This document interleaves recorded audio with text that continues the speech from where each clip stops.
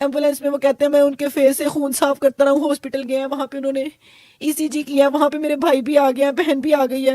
انہوں نے کہا ہے کہ ان کی ڈیتھ ہو چکی ہے. اس دوران انہوں نے اتنا بھی کہا ہے میرے گھر بھائیوں کو کہ یہ پولیس کیس لگ رہا ہے, لیکن عثمان نے اس ٹائم بھی میرے بھائی کو بہکاوے میں رکھا. بسم اللہ الرحمن الرحیم. السلام علیکم ناظرین, میں ہوں مہرین سبتین, دیکھ رہے ہیں آپ میرا یوٹیوب چینل. ناظرین, میں نے آپ کو اس سے پہلے یہ کہانی جو آپ کے سامنے رکھی, جہاں پر ایک دیور ہے, ایک بہنوئی ہے اور ایک بہو ہے, اور یہ تینوں مل کر کس طرح سے ماں کو قتل کر دیتے ہیں. بڑا بیٹا کس طرح سے ماں کے قاتلوں تک پہنچتا ہے, کس طرح سے وہ اپنی ماں کی تکلیف کو بیان کرتا ہے, کس طرح سے وہ تمام باتیں جب اسے پتہ لگتی ہیں کہ اس کی ماں نے آخری وقت میں کن کربناک لمحات سے وہ گزری ہوگی, وہ سوچ سوچ کر میں سمجھتی ہوں کہ ساری زندگی وہ پریشان ہوگا, کیونکہ وہ اتنے تکلیف دہ لمحات تھے جن کے بارے میں بیان کرنا بہت مشکل ہے, کجاؤ سے گزرنا اور پھر اس کے بارے میں سوچنا, اور ایک بیٹے کے لیے تو اس سے بڑی کوئی تکلیف نہیں. پھر اس کے بعد جس طرح سے ایک گھر پورے کا پورا اجڑ گیا, ایک ہی گھر کی چھت کے نیچے جو شرمناک کھیل کھیلا گیا, جہاں پر اس بڑے بھائی کی ایک بہن ہے, بہن کا یہ شوہر ہے عثمان نے جو گندا کھیل کھیلا اسی بہن کے بھائی کی بیوی کے ساتھ, اور ساتھ میں ان کی مدد کرنے والا اسی لڑکے کا چھوٹا بھائی تھا حمزہ. اور اس شرمناک کھیل کے نتیجے میں جس طرح سے بڑے بھائی کو اور اس بہن کو اپنی ماں سے ہاتھ دھونا پڑا, ایک ایسی ماں کہ جس کے بارے میں وہ بیٹا کہتا ہے کہ جب میں اپنی ماں کے پاس آتا تھا کوئی بڑے سے بڑا دکھ بھی ہوتا تھا, بس میں اس کی چھاؤں میں آ کر سب کچھ بھول جاتا تھا. ایک ایسی ماں کے سائے سے وہ محروم ہو گیا. اس بیٹے نے تو جو کچھ بتایا وہ میں نے آپ کو پچھلے انٹرویو میں سنایا, اور پورے تمام تر واقعے آپ کے سامنے موجود ہے. یہ ویڈیو جو ہے یہ میں پن بھی کر دوں گی اس ویڈیو کے ساتھ, لیکن اب میں آپ کو سنانا چاہتی ہوں وہ بہن کا انٹرویو جس کے ہاں ولادت ہوئی ایک معصوم بچے کی, جو کہ عثمان کی اولاد ہے. اور عثمان جو ایک دھوکے باز تھا, جس نے اپنی بیوی کو دھوکا دیا, جس نے اپنی بیوی کو دھوکا کسی اور عورت کے ساتھ نہیں بلکہ اسی بیوی کے بھائی کی بیوی کے ساتھ اس نے دھوکا کیا. اور یہ غلاظت بھرا کھیل جو ہے اس میں ان کی مدد کرنے والا اسی لڑکی کا بھائی تھا, چھوٹا بھائی حمزہ اس کا نام تھا. اور اس لڑکی نے کیا کچھ دیکھا, کچھ اور چیزیں ہیں جو بھائی نے ابھی نہیں بتائیں, جو اس بچی نے دیکھی, اس لڑکی نے دیکھی. یہ جہاں اپنے شوہر پر اعتماد کرتی تھی اور سمجھتی تھی کہ میرا شوہر ایک بہت ہی اچھا وفادار شوہر ہے, اس کے ہاں بچے کی ولادت ہونے والی تھی, اس کی ماں اس کا گھر بچانا چاہتی تھی. اس نے عثمان کو سمجھایا کہ تم کیا کر رہے ہو, اس نے اپنے بھائی کو بلایا عثمان کو سمجھانے کے لیے, لیکن عثمان کہتا تھا کہ اس عورت نے میری اپنی بیٹی سے شادی جادو ٹونے سے کی ہے, میں اس کو زندہ نہیں چھوڑوں گا. اور اس نے اس کو مارا, اور وہ حمزہ جس کو اس عورت نے پالا, چھوٹا سا ان کی گود میں آیا تھا اور ستیلا بیٹا نہ سمجھا اور پیار محبت سے بڑا کیا, اس نے اس کے ساتھ مل کر کس طرح سے اس کو ختم کیا. یہ خوفناک کھیل ایک چھت کے نیچے کھیلا گیا, لیکن اس کھیل سے پہلے اور بعد میں کیا کچھ ہوتا رہا یہ آپ ذرا بہن کی زبانی سنیے گا, اس مظلوم بہن کی زبانی جس کے ہاں بچے کی ولادت ہوئی. اور وہ بہن جو اب بہت تکلیف میں ہے, کیونکہ نہ اب اس کے ساتھ اس کا شوہر ہے, نہ اس کے ساتھ اس کی ماں ہے, اور اس کا بھائی جو ہے وہ بھی اب بالکل اکیلا ہے. اور بہت تکلیف دہ ہے یہ سب کچھ دین سے دوری ہے. ہماری انسانیت جو ہے کس قدر تنزلی کا شکار ہے, اور کس قدر ہم تنزلی کا بیسیکلی شکار ہے, یہ اس کا منہ بولتا ثبوت ہے. ذرا بہن کا انٹرویو سنیے گا, اپنا بہت خیال رکھیے گا. مجھے کبھی کسی قسم کا کوئی شک ہی نہیں ہوا, نہ میں نے کبھی اس طرح کی اپنی سوچ رکھی تھی کہ اگر وہ اکیلے بیٹھے بھی ہوئے ہیں تو میں پاس بیٹھوں یا میں دھیان رکھوں, کچھ بھی نہیں تھا. میری بھابھی میرے بھائی کے نمبر سے فون کرتی ہوتی تھی میرے میاں کو, مجھے نہیں پتا تھا. عثمان کے نمبر پہ حمزہ کے فون بڑے آتے تھے, واٹس ایپ پہ بڑی زیادہ کالز آتی تھی. ایک آدھ بار تو میں نے ریسیو بھی کیا, تو اس نے آگے سے کوئی بہانہ بنایا, آپ بھی میں UPS کا پوچھ رہا تھا یا میں کسی اور چیز کا پوچھ رہا تھا. پھر زیادہ تر موبائل ان کے پاس ہی ہوتا تھا, میرے ہسبینڈ کے پاس. ایسا اتفاق نہیں کبھی ہوا ہے کہ وہ گھر میں پڑا ہے. اس دن بھی ان کے فون پہ نا ایسے کچھ ٹائم پہلے بھی, مہینہ پہلے بھی بڑے فون آ رہے ہیں. میں ان سے کہہ رہی ہوں آپ کو فون کیوں کرتا ہے, کہنے لگے یہ میرے پیچھے پڑا ہوا ہے, مجھے کوئی کام شام پہ لگوا دو. تو میں بس اس کو ٹال مٹول پہ رکھا ہوا ہے. میں سمجھ گئی, میں کہا اچھا چھوڑو پڑا کام پہ, یہ چگلیاں کرتا ہے, گاؤں میں زیادہ دیر رہا ہے, اس کا نیچر ویسا ہے, تو آپ نہ لگوانا, آپ کی عزت میں بھی فرق آئے گا جہاں پہ اپنی گارنٹی پہ اس کو لگواؤ گے. کہنے لگے ہاں.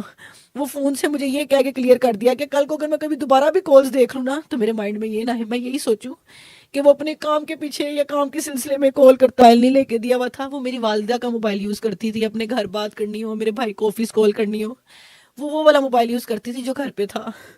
ان کی آپس میں کافی نوک جھوک ہو جاتی تھی گھر پہ, لیکن اس حد تک نہیں تھا. ہمیں یہی پتا تھا کھانا جلا دینا, میری والدہ کو اگر انسولین لگ رہی ہے تھوڑا سا ڈوز زیادہ لگا دینا. ہم نے CCTV فوٹیج میں دیکھا हमजा के बकौल के उस्मान भाई को मैंने कॉल करके बुलाया, मामा ज़मीन पे गिरी हुई थी, मेरी मामा उस कहता है उठाई नहीं, मेरे से जानी थी।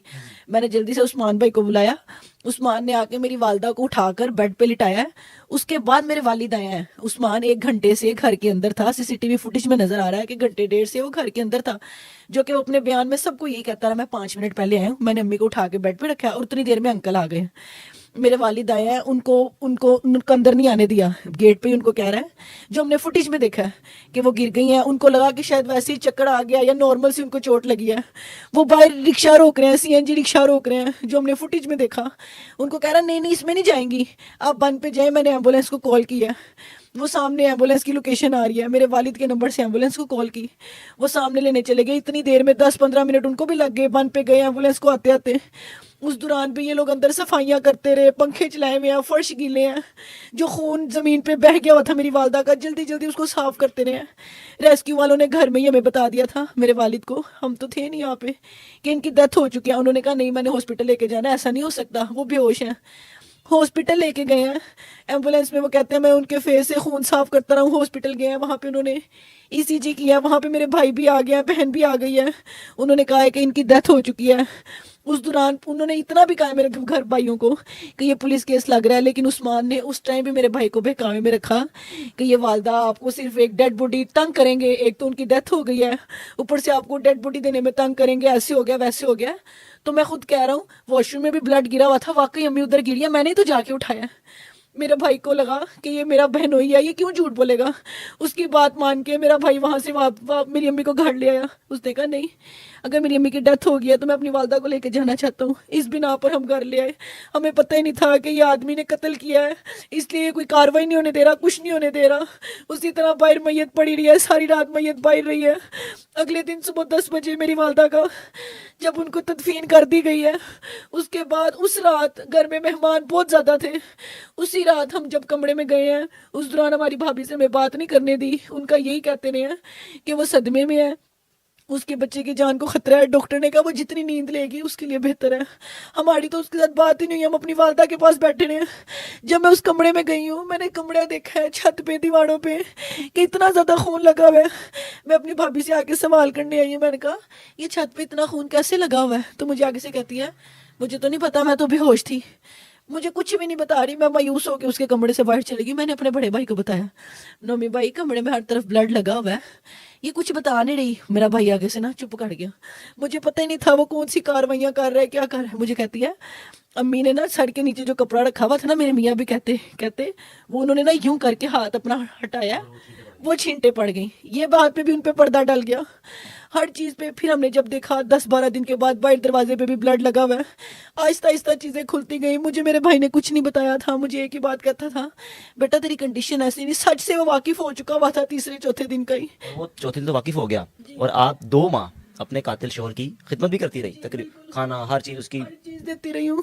मुझे कहता है बेटा आप अपने घर जाओ, आपकी कंडीशन वैसी है, आप इधर रहोगी ना तो तुम रोती हो तो मैं संभाल नहीं पाता, तुम्हें भी बड़ी बहन को भी। मेरे शोहर को खुद कहा मेरे ससुर को बुला कर के आप इसको ले जाएं। मैं अपने घर चली गई, क्योंकि बेसिकली वो असल में चाहता था कि मेरे शोहर की, वो कहता है मैं बेटा उसकी शक्ल ही नहीं देखना चाहता था, कि मैं अपने काम कर रहा था, मैं पोस्टमार्टम करवा रहा था अम्मी का, मैं नहीं चाहता था कि तुम इधर होगी, वो तुम्हारे पीछे आएगा, मैं उसको आने नहीं देना चाहता था, मैं चुपचाप अपना काम कर रहा था। इतना बड़ा हौसला मेरे भाई का, पता नहीं कैसे 40 दिन वो अपने अंदर इतना दुख लेके, इतना अपने अंदर समा के बैठा था, एक वालदा का दुख, ऊपर से ये कि मेरी बीवी, मेरा बहनोई और मेरा भाई शामिल है, ये सब कुछ मेरा भाई अकेला अपने अंदर समा के अपने दुख दर्द अकेला रो रो के हर चीज़ से गुजरता रहा।